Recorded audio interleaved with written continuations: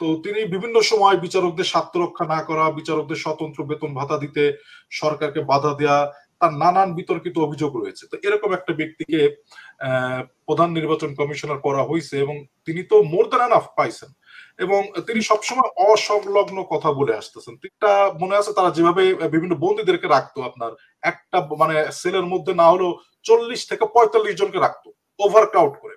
আপনি যতক্ষণ না পর্যন্ত ওদেরকে ওই পর্যায়ে না রাখবেন ততক্ষণ পর্যন্ত এরা টের পাবে না। কেন এদের কথা হচ্ছে জুতা মারবি মার, কি যায় আসে, আমার টাকা তো রয়েছে। একটা শব্দে বলা যায় উনি একজন সুইট টকার, কিন্তু অ্যাকচুয়ালি স্ক্যাম আর্টিস্ট। উনি একজন স্ক্যাম আর্টিস্ট। আপনারা দেখবেন ক্রিমিনাল সাইকোলজির ক্ষেত্রে যেটা হয় যে আমাদের দেশে নির্বাচন কমিশনারদের মানে বিচারের জন্য আইনটা কতটুকু শক্ত এবং বলবৎ এবং কত বছরের হয় এটা একটা প্রশ্নবিদ্ধ।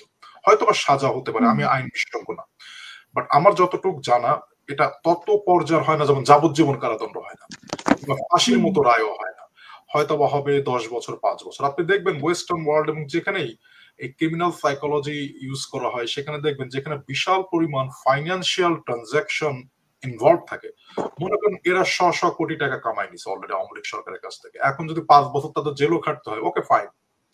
এদের লজ্জাটা আগেও ছিল না, এখনো হবে না। তো কারণ এরা যা পেয়েছে, আমি একটু পিছিয়ে চলে যাই, যা পেয়েছে মানে তাদের মানে নসিব এবং রিজিকের থেকেও বেশি পেয়েছে এরকম বলা যায় আর কি। আসলে এভাবে তো বলাটা উচিত না। দেখেন, আপনি যদি একটু পিছিয়ে চলে যান, যে নির্বাচন কমিশনারের জন্য যে সার্চ কমিটি করা হয়েছিল, এই সার্চ কমিটিতে 322 জনের নাম দেওয়া হয়েছিল। এই 322 জনের মধ্যে এই হাবিবুল আল সাহেবের নাম ছিল 49 নম্বরে। উনি 48 জনকে ডিঙায় চলে আসছেন। তো এইটা হচ্ছে তার ফার্স্ট অ্যাচিভমেন্ট, ঠিক আছে। এবং আপনাকে আরেকটা জিনিস দেখতে হবে যে আসলে শেখ হাসিনা বাংলাদেশের সার্বভৌম মানে প্রতিষ্ঠান ইনস্টিটিউশন গুলো মানে তিনি চাইছেন প্রভুভক্ত কোনো ব্যক্তি থাকুক, ঠিক আছে। এবং আপনাকে একটা জিনিস মনে রাখতে হবে, মানবাধিকার কমিশন, নির্বাচন কমিশন, এগুলো খুব শ্রদ্ধার একটা জায়গা। আমি হয়তো ব্যক্তি একটা কমিশনারের উপর আমার শ্রদ্ধা না থাকতে পারে, কিন্তু কমিশনটার উপর আমাদের শ্রদ্ধা রয়েছে। আমরা প্রধানমন্ত্রীর কে পছন্দ করতে না পারি, ব্যক্তি প্রধানমন্ত্রী, প্রধানমন্ত্রীর চেয়ারটাকে আমরা শ্রদ্ধা করি।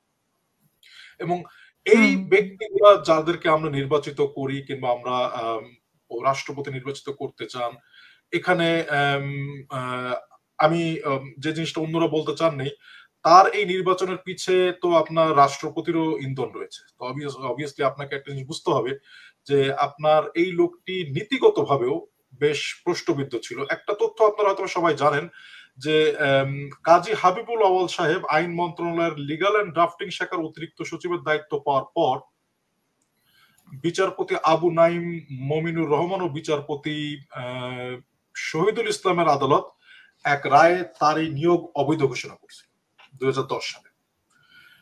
তাছাড়া সচিব থাকা অবস্থায় বিধি বহির্ভূতভাবে 2 বিচারককে অবসরে পাঠানোর ঘটনায় সংসদীয় কমিটি তাকে তলব করলে তিনি এই ঘটনার দায় স্বীকার করে মাফও চাইছিলেন। তো তিনি বিভিন্ন সময় বিচারকদের স্বার্থ রক্ষা না করা, বিচারকদের স্বতন্ত্র বেতন ভাতা দিতে সরকারকে বাধা দেওয়া, তার নানান বিতর্কিত অভিযোগ রয়েছে। তো এরকম একটা ব্যক্তিকে প্রধান নির্বাচন কমিশনার করা হয়েছে এবং তিনি তো মোর দ্যান এনাফ পাইছেন এবং তিনি সবসময় অসংলগ্ন কথা বলে আসতেছেন। তিনি আপনাদের মনে আছে কিনা 18 জুলাই, হ্যাঁ বিগত বছর 18 জুলাই 2023 সালে তিনি বলছিলেন যে নির্বাচন কমিশনের অনেক ক্ষমতা রয়েছে, অতীতে হয়তো কোনো কারণে সে ক্ষমতা প্রয়োগ করা হয় নাই, কিন্তু আমরা এবার সেটি প্রয়োগ করব। কি হাম্বি দাম্বি, মানে তিনি সবাইকে মানে তিনি বেস্ট অফ দ্য নির্বাচন কমিশন, ইলেকশন কমিশনার হয়ে যাবেন।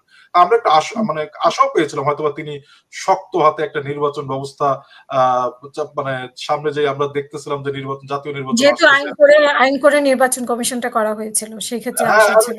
তাদের কথা হচ্ছে যে ঠিক আছে আগের নির্বাচন কমিশনের আইনগুলো প্রয়োগ করেন, আমি করব। তো তিনি সবসময় বললাম না, he is a sweet talker. তিনি, তার একটা ভালো গুণ হচ্ছে তিনি পাবলিকের পালস বুঝেন। দেখেন তিনি সরকারি, আই থিঙ্ক তার সরকারি চাকরির মেয়াদ শেষ হয়েছে 2010 অথবা 12 সালে, অথবা সরি 2015 সালে, এবং তারপর থেকে কিন্তু তাকে চুক্তিভিত্তিক বিভিন্ন পর্যায়ে নিয়োগ দেওয়া হয়েছে, ঠিক আছে। এবং সর্বশেষ তিনি আপনার if I am not wrong আপনার 27 ফেব্রুয়ারি 2022 সালে তাকে নির্বাচন কমিশনার হিসেবে দেওয়া হয়। তিনি 1981 সালে আপনার মানে বিসিএস দিয়ে তিনি উনি মানে 1981 সালের ব্যাচ, 1981 টু 2024 আপনি চিন্তা করে দেখেন, 24 বছর প্লাস 19 ইয়ার্স, তো 43 ইয়ার্স উনি সরকারের অর্থ খেয়েছেন এবং বিভিন্ন সরকারি প্রতিষ্ঠান থেকে এনার মতো একটা লোক, করাপ্টেড লোক, কম পয়সা বানায়নি।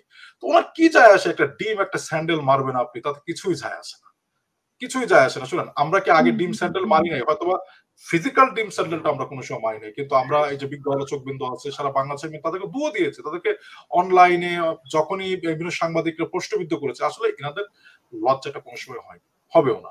তো এই জিনিসগুলো ওনাদের গায়ে লাগলো, ওনাদের গায়ে তখনই লাগবে আপনি দৃশ্যত যখন তাদেরকে জেলের মধ্যে রেখে, ঠিক আছে, ওই যে 10 ফিট বাই 10 ফিট কিংবা 10 ফিট বাই 15 ফিট ওই খাঁচার মধ্যে রাখবেন, এবং ওরা ওই যে একটা, মনে আছে তারা যেভাবে বিভিন্ন বন্দীদেরকে রাখতো, আপনার একটা মানে সেলের মধ্যে না হলেও 40 থেকে 45 জনকে রাখতো ওভার ক্রাউড করে। আপনি যতক্ষণ না পর্যন্ত ওদেরকে ওই পর্যায়ে না রাখবেন ততক্ষণ পর্যন্ত এরা টের পাবে না, কারণ এদের কথা হচ্ছে জুতা মারবি মার, কি যায় আসে, আমার টাকা তো রয়েছে, ঠিক আছে। আর যদি মনে করেন যে ঠিক আছে বিচার হবে, ঠিক আছে বিচার হবে, হয়তো দেখা যাচ্ছে 5-6 বছর একটা হবে, তারা যে পরিমাণ টাকা কামাইছে 5-6 বছর, মানে আপনার মানে তারপর আর একটা ব্যাপার আছে, জেলের বছর কিন্তু 12 মাসও হয় না, ঠিক আছে, জেলের বছর অনেক 12 মাসও হয় না, আমি যতটুকু জানি।